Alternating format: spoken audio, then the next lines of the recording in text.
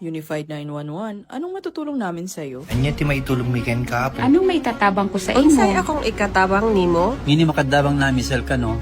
Sa anumang wika o dialekto, may tulong na darating sa iyo.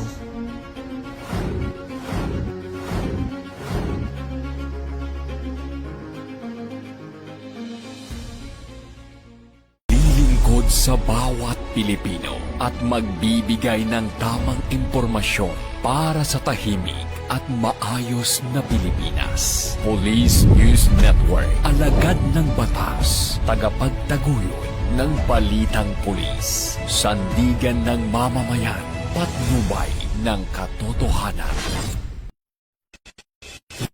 Kampo Krame, maghahatid ng pinakahuling kaganapan at nagbabagang balita. Ito ang PNN Police News Network.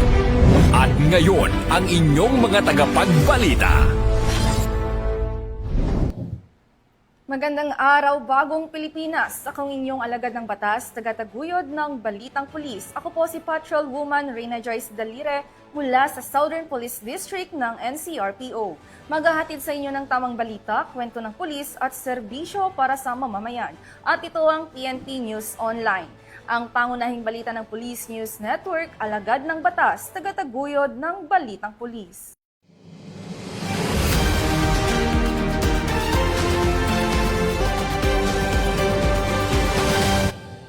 Narito ang mga balitang hatid ng ating PNN correspondents mula sa iba't ibang panig ng bansa.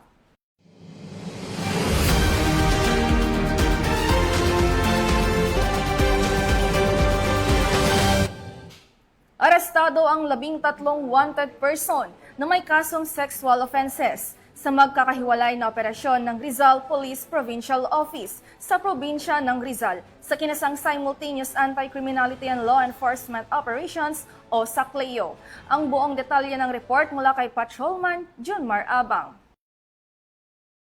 Patuloy na pinaigting ng Rizal Police Provincial Office ang kampanya laban sa mga wanted person na sangkot sa paglabag sa Republic Act 8353 o Anti-Rape Law of 1997 at iba pang sexual offenses sa ilalim ng isinagawang SACLEO o Simultaneous Anti-Criminality Law Enforcement Operation mula May 21 to 24, 2026. Bilang resulta ng operasyon, matagumpay na naaresto ang kabuuang 13 na wanted person sa iba't ibang bayan at lungsod ng lalawigan ng Rizal. Kabilang dito ang 4 na regional level, 4 na provincial level, 1 city level, 2 municipal level at 2 other wanted persons. Ang matagumpay na operasyong ito ay patunay ng mas pinaigting na koordinasyon at dedikasyon ng ating mga kapulisan sa pagpapatupad ng batas at pagbibigay hustisya sa mga biktima ng sexual offenses. Naniniwala ang Rizal PPO na sa pamamagitan ng maagap at tuloy-tuloy na operasyon, mas mapapanatili ang kaayusan at kaligtasan ng mamamayan sa buong lalawigan. Mula dito sa Rizal Police Provincial Office, ako ang inyong PNN correspondent, Patrolman Junmar Abang.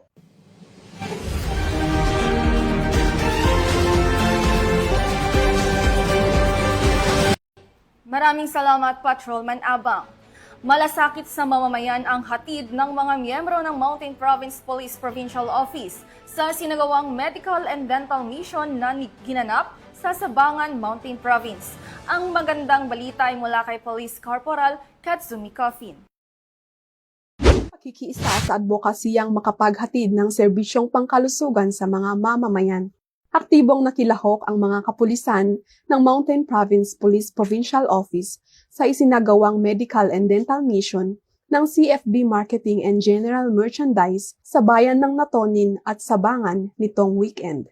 Daan-daang imontanyosa ang nakinabang sa libreng serbisyong hatid ng nasabing outreach na layuning mailapit ang pangunahing serbisyong medical at dental sa mga komunidad. Upang matiyak ang maayos at mapayapang daloy ng aktibidad, aktibong tumulong ang mga kapulisan sa medical assessment at crowd assistance para sa mga residenteng dumalo. Nagbigay rin ang mga pulis ng libreng gupit bilang karagdagang serbisyo at pagpapakita ng malasakit sa komunidad. Ang Medical Dental Mission ay bahagi ng pagdiriwang ng ika-29th anniversary ng CFB Marketing and General Merchandise na itinatag noong Mayo 17, 1997. Sa halip na isang engrandeng selebrasyon, pinili nilang markahan ang kanilang anibersaryo sa pamamagitan ng paglilingkod sa mamamayan.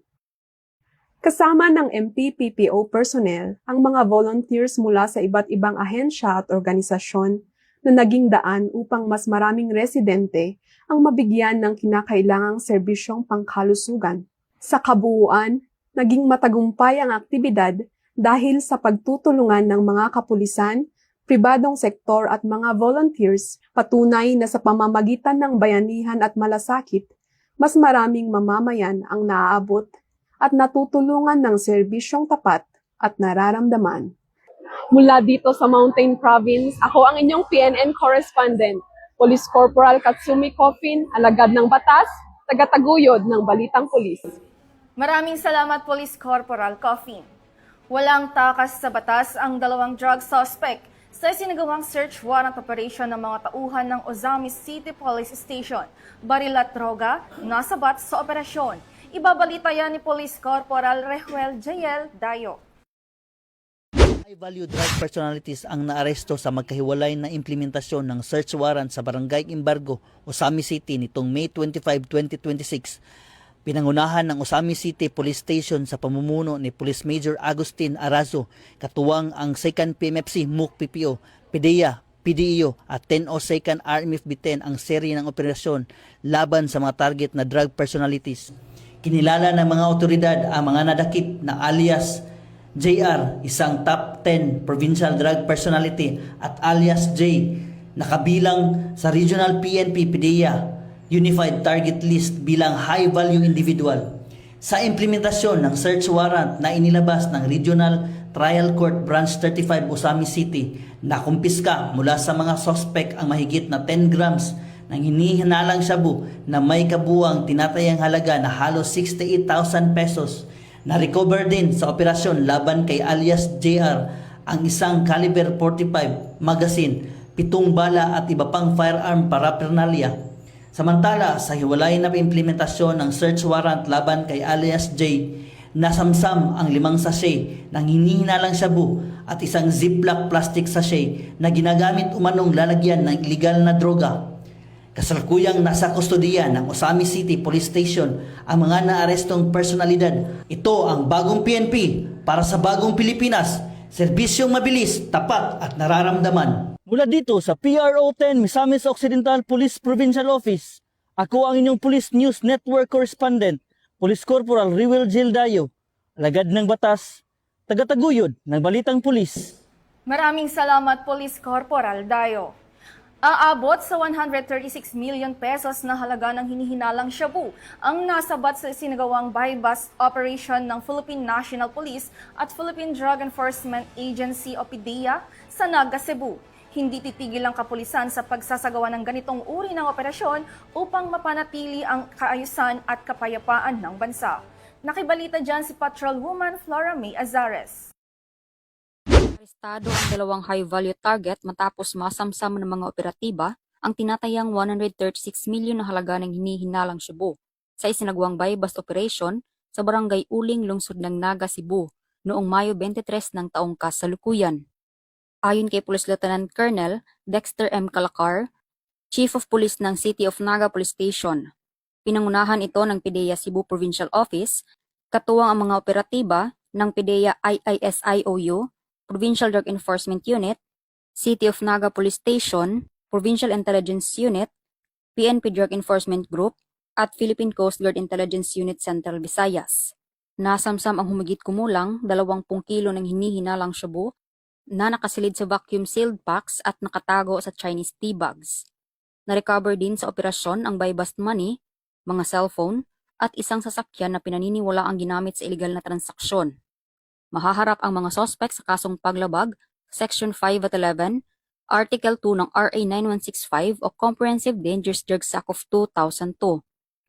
Pinuri ni na Police Colonel Abubacario Mangilin Jr. at Police Brigadier General Arnold E. Abad ang matagumpay na operasyon at matibay na koordinasyon ng mga ahensya laban sa iligal na droga, alinsunod sa adhikain ng Philippine National Police, bagong PNP para sa bagong Pilipinas, serbisyong mabilis, tapat, at nararamdaman. Mula dito sa Central Visayas, Ako inyong Police News Network correspondent, Patrolwoman Flora May Asares, alagad ng batas, tagataguyod ng balitang pulis. Maraming salamat, Patrolwoman Azares.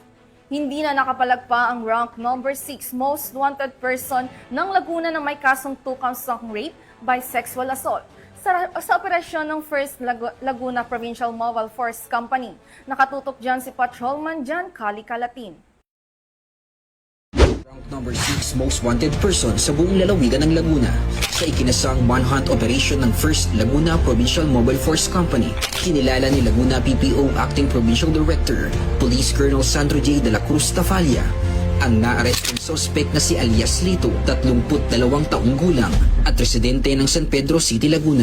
Naaresto ang akusado dakong alas 6:20 ng gabi kahapon na May 20, 2026 sa Barangay San Antonio, San Pedro City, Laguna sa bisa ng warrant of arrest para sa 2 kasong rape by sexual assault sa pamumuno ni Police Major Carlos Villanusa, Force Commander ng 1st LPMFC. Patagumpay na natunton ng kanilang mga operatiba ang pinagtataguan ng suspect na nagresulta sa kanyang agarang pagkakaaresto. Ang akusado ay kasalukuyang nasa kustodiya ng San Pedro PNP para sa kaukulang dokumentasyon at disposisyon. Samantala, muling tiniyak ng Laguna PNP ang kanilang patuloy na kampanya laban sa kriminalidad upang mapanatili ang kapayapaan at kaligtasan sa buong lalawigan ng Laguna.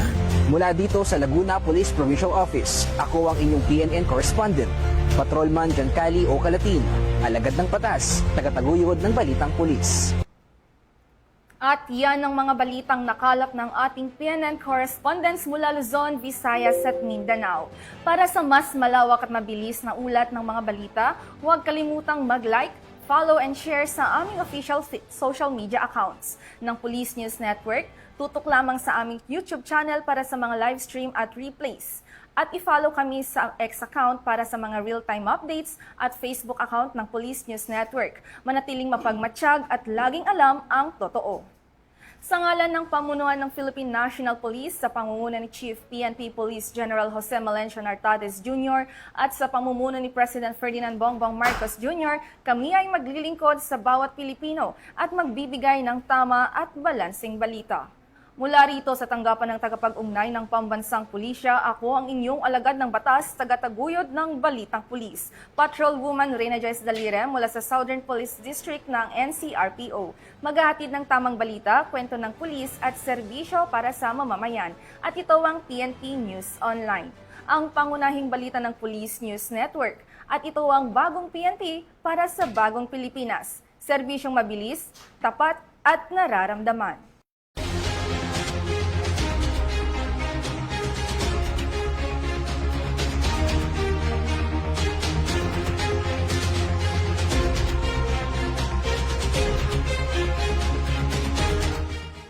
Police News Network, alagad ng batas, tagapagtaguyod ng balitang pulis.